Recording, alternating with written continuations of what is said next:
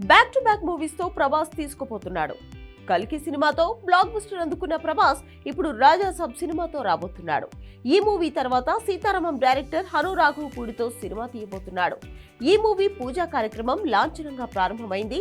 మైత్రి movie makers నిర్మిస్తున్న ఈ movie opening లో సెంటర్ ఆఫ్ అట్రాక్షన్ గా నిలిచిందో అందం. తనే ప్రభాస్ హీరోయిన్.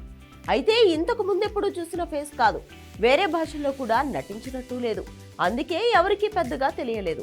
ఈ ఓపెనింగ్ తర్వాత అమ్మడి గురించి ఆరా తీస్తే తన పేరు ఇమాన్వి అని తేలింది. పేరును బట్టి ముస్లిం అని తెలుస్తుంది కదా. అంతేకాదు తాను పాకిస్తాన్ లో పుట్టిన అమ్మాయి. ఈ సినిమాలో హీరోయిన్ గా ఎవరికి ఛాన్స్ వస్తుందా అని అంతా ఎదురు చూస్తుంటే అందరికీ షాక్ ఇస్తూ హను రాఘవపూడి ఈ కొత్త అమ్మాయిని తీసుకొచ్చాడు. ఫస్ట్ మూవీతోనే పాన్ ఇండియా ఆడియన్స్ కు పరిచయం అయ్యే అదృష్టం ఇమాన్వికి దక్కింది. ఇమాన్వి ఇన్స్టాగ్రామ్ చూస్తే అమ్ముడు అద్భుతమైన డాన్సర్ అని తెలిసింది. తను ఫ్లోర్ పై మూమెంట్స్ చేస్తుంటే హోరెత్తుతోంది.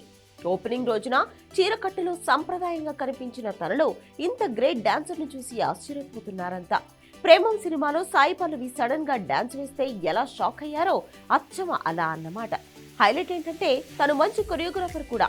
సినిమాలో పాత్ర ఎలా ఉంటుందో కానీ చూస్తుంటే హుషారైన పిల్లలా ఉంది. మరి ఈ బ్యూటీ ఈ మూవీతో ఎలాంటి స్థాయికి చేరుతుందో చూడాలి మరి.